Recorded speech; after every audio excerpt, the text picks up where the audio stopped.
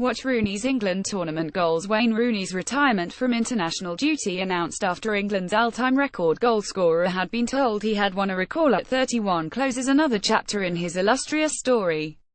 Rooney, with 53 England goals in 119 appearances, left Manchester United to return to Everton this summer, with his place in Old Trafford's history books also assured after he overtook Sir Bobby Charlton's club record with 253 goals. He had been sidelined by Jose Mourinho at United, and also by Southgate with England, but such has been his early rejuvenation at Goodison Park that he was offered a place back in the fold for the forthcoming World Cup qualifiers against Malta and Slovakia. Rooney, who originally planned to end his England career after next summer's World Cup in Russia, decided against a return and will now focus fully on Everton.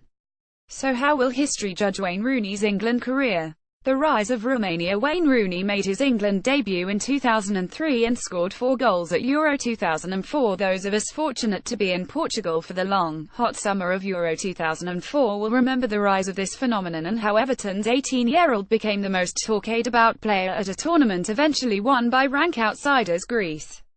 Rooney had made his debut, and become England's youngest player at 17 years and 111 days, in a defeat by Australia at Upton Park in February 2003. But it was his deeds in Lisbon against France, where he gave an experienced defence a harrowing night in a 21 loss at the iconic Stadium of Light, as well as scoring twice against Switzerland and Croatia, that thrust him into the global spotlight. Rooney. England's one world-class player. Lineker. Suddenly, the quiet youngster who played football from the streets was the name on everyone's lips. Calls to hotels and mobile phones were being fielded from around the world, seeking the story of the Croxteth boy who played in an untamed style that had suddenly transformed him into a superstar. As someone who attended the same De La Salle school in Liverpool, it was easier for me to paint a picture of his working-class background and the environment that had shaped his development on the school playground in Carlane Easton in junior sides before joining Everton. Rooney himself was largely protected from the mounting media attention, but his football did the talking. Phil Neville, a fellow England squad member at Euro 2004, recalls, "I remember when he first got into the squad, the youthfulness, the bravery, the courage he showed, particularly at his first major tournament in Portugal. He was a breath of fresh air. No one enjoyed playing for England more than Wayne Rooney." This Euro 2004 episode ended in misery when Rooney broke his foot early in the quarter-final against Portugal, which England lost on penalties. Many felt England would have won that tournament had Rooney stayed fit, but he had made an indelible mark. Life would never be the same as he embarked on an international career lived under intense personal and sporting scrutiny. Podcast. Rooney England retirement reaction. One of my best games for England. Remembering Rooney's first England start. If you are viewing this page on the BBC News app, please click here to vote. This vote closes at 1900 BST on Thursday the 24th of August, and the result will be available on this page.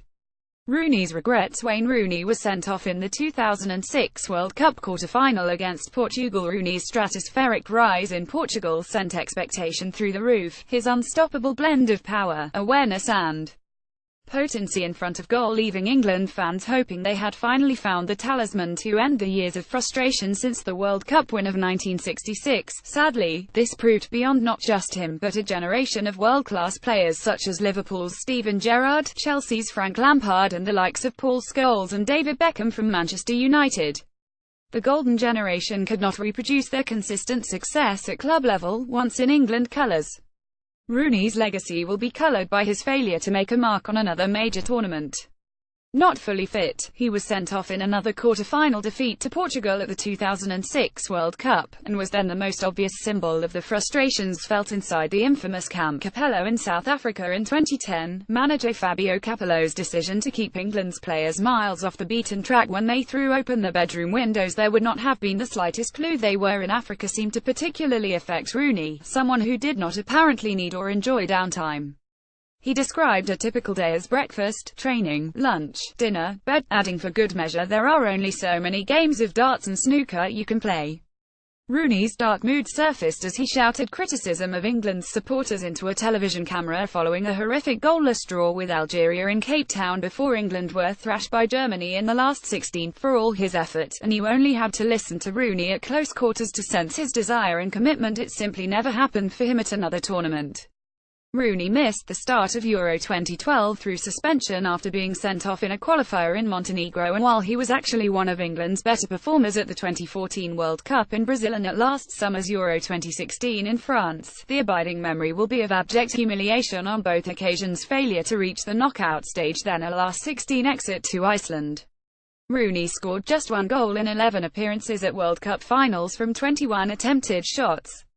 It is a telling statistic for him, and for England. The counterpoint to this is that only Gary Lineker 10 and Alan Shearer 9 scored more than Rooney's 7 goals for England at major tournaments. But it seemed the harder Rooney tried, the more this success eluded him, and when his England career is examined, it will be through the prism of these letdowns, something that still hurts enough to warrant a mention in his retirement statement. And yet Sven-Göran Eriksson, the man who gave him his England debut, believes Rooney could have stayed on to make an impact at next summer's World Cup. In giving a glowing tribute to BBC World Service, the Swede said if he goes on playing like he is now, scoring goals for Everton, then he could still have been an important player. If I was England manager, I would do everything to convince Rooney to play at the World Cup, then make a decision. And he recalled the player he worked with as he said, I remember when training was finished, Rooney didn't want to leave the training ground. He wanted to stay doing free kicks, shooting etc. He's tough, a great player, hard worker, has everything as a football player. He was mature at 17. I remember I told him the day before his debut for England that he was going to start. He just said okay like it was normal.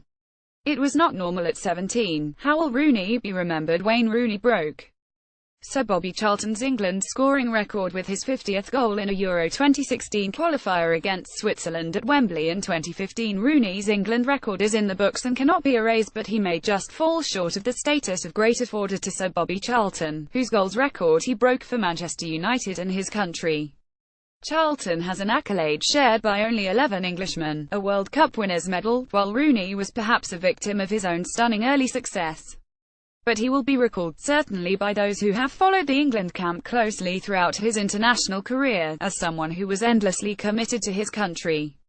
He was always the consummate team player, always willing to sacrifice his own needs and personal preferences if he thought it would achieve the desired result. As an example, he willingly shifted to the left flank, unfamiliar territory, to accommodate the shock inclusion of Raheem Sterling against Italy in Manaus at the 2014 World Cup. Whenever the case was made for his exclusion, as it occasionally was, the counter-argument posed was whether England would be a better team without him. The answer was rarely yes. England teammates spoke with almost unanimous respect for his presence inside the dressing room and on the field. He was, in dressing room parlance, a player's player. Rooney's work rate was prodigious, often leading to him appearing in areas of the pitch where he was not at his most effective, but it was always done with the best of intentions, fueled by an unquenchable desire to win, something that often caused his volatile temperament to boil over. Throughout all the years and managerial changes, as well as starting alongside 86 different players, Rooney was always regarded by Sven-Göran Eriksson, Steve McClaren, Fabio Capello and Roy Hodgson as the key member of their team.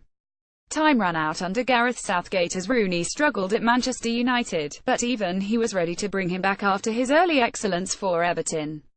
And if respect among opposing players and managers is a measure of Rooney's stature, then it was also a running theme throughout his career that he was invariably the man they feared most in England's team.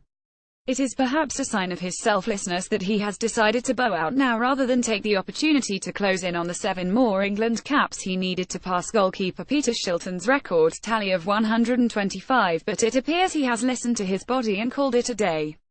He's definitely the greatest goalscorer we've ever had, said Neville.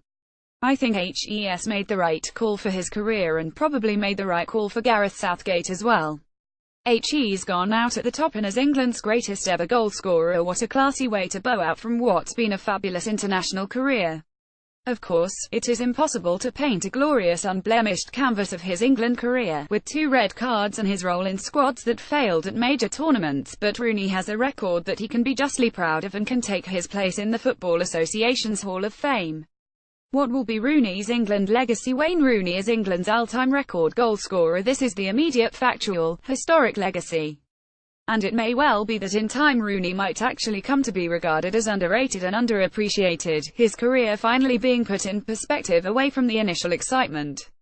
Rooney will hold his record for many years to come and one of those who may yet threaten it. Tottenham's Harry Kane tweeted after his retreat from the international scene: Wayne Rooney, an amazing player and goalscorer for England, a Three Lions legend, and Michael Owen, who shared those heady early days in Portugal in 2004 as Rooney's strike partner, responded to his decision with brilliant timing.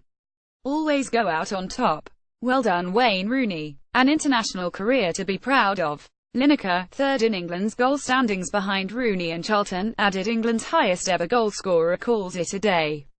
Congratulations to Wayne Rooney on a magnificent international career. A player's player. Indeed, it was Lineker who described Rooney as underappreciated after he scored in Everton's 11 draw at Manchester City on Monday, stating he'd be one of Britain's top 10 ever. He's had a marvellous career. Neville now hopes the FA can let Rooney take one final England post-retirement bow when they face Slovakia at Wembley, saying, "I hope they get Wayne down to Wembley next Monday and he can stand on Wembley with England for the last time. The fans can applaud him, cheer him, thank him. He can thank them and he can go down to Wembley with his wife and children and have one last goodbye." He may not have played a part in ending England's so-called years of hurt, and there will always be an element of what might have been, but Rooney deserves great admiration and respect. He may have fallen short of the international greatness so many of us expected, but he will be regarded as one of the finest players ever to represent England, a player who made history. That alone is tribute and testimony enough.